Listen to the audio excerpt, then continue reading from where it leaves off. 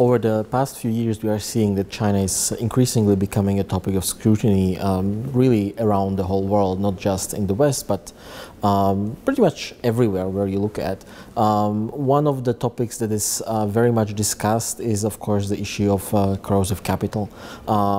Corrosive capital means that these are various financial flows that, for whatever reasons, are non-transparent, unsustainable, with potential corruption risks, and that they don't necessarily lead to the economic development we usually associate with increased trade flows and investment, as the economic orthodoxy would suggest. And this is one of the main issues that are currently being discussed with regards to China. Issues related to whether investment can lead to undue political influence on part of China, on how loans can lead to unsustainable financial and economic development in the target countries, etc.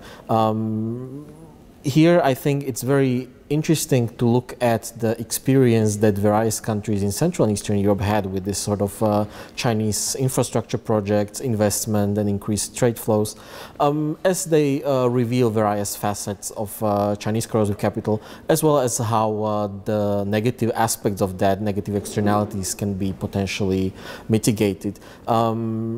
With regards to China, we've seen several problematic behaviors and problematic developments associated with the Chinese investment related to elite capture, strategic corruption, lack of transparency of various projects and their legal conditions, but also issues related to degradation of workers' rights in the target countries, as well as various negative environmental impacts in places where these projects are being implemented.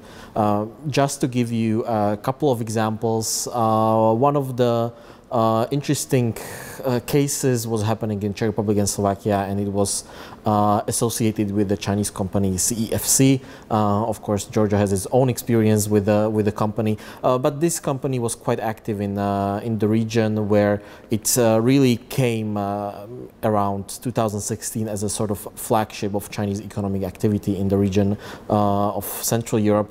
It made a lot of investments, it made deals with local oligarchs and financial groups, gained access to interesting sectors of economy of rather strategic importance, like telecommunication, banking, and also media, where we've seen that had also impact on the quality of reporting about China in those media.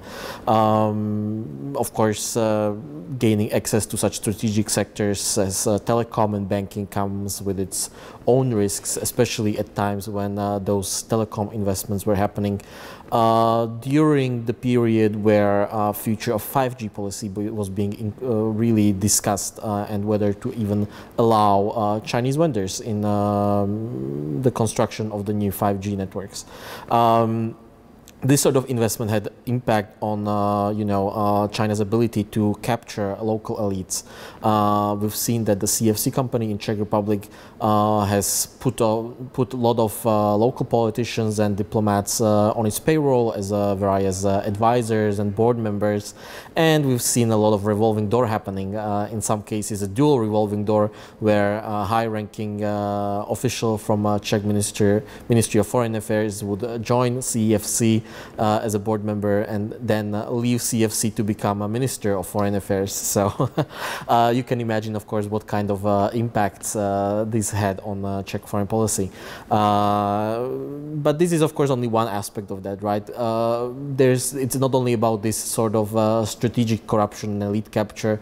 Good old classic grand corruption was also happening.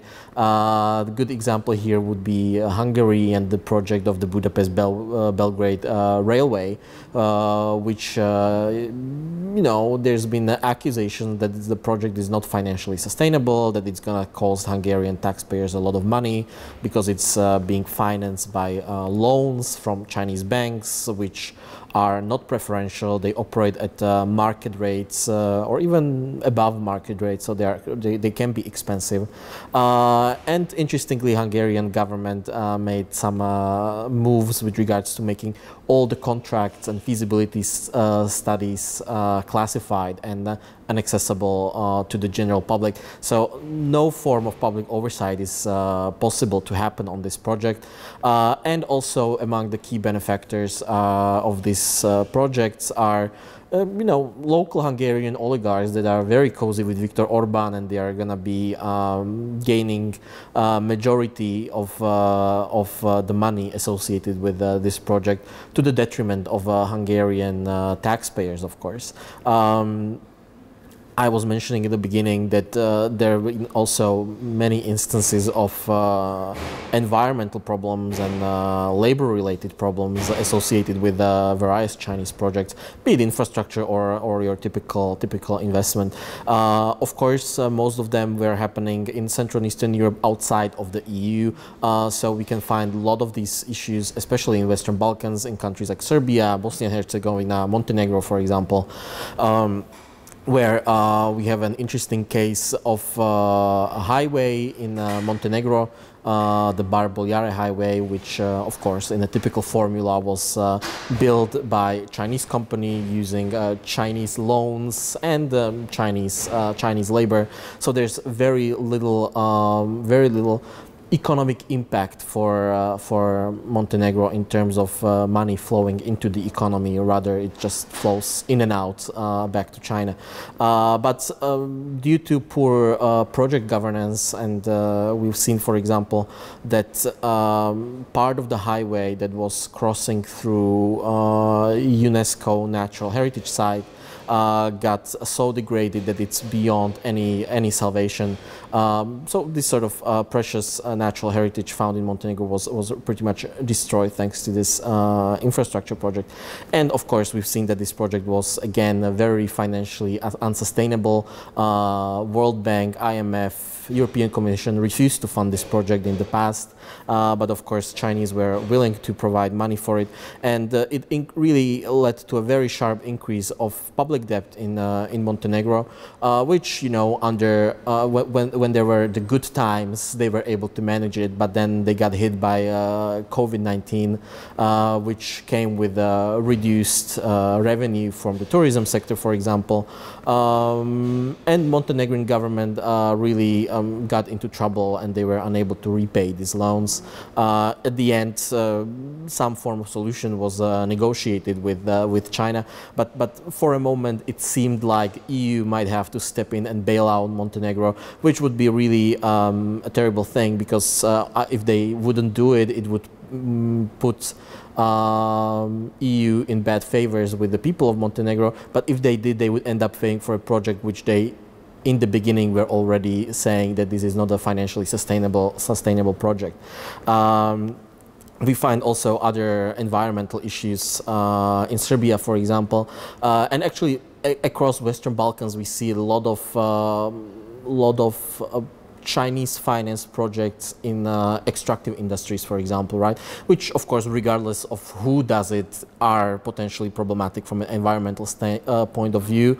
But there is, of course, a degree of difference in what's the scale of that environmental pollution, and to what extent these companies are compliant with environmental laws, for example. So there is an instance of copper mines in Serbia where we've seen very sharp increase in air pollution, water pollution, and per local activists and researchers, this pollution has also been associated with public health degradation, with increased prevalence of respiratory illnesses, even cancer, and reduction in overall life quality of the local population. So this is a sort of extreme case of what can happen if these sort of investment and infrastructure projects are mismanaged.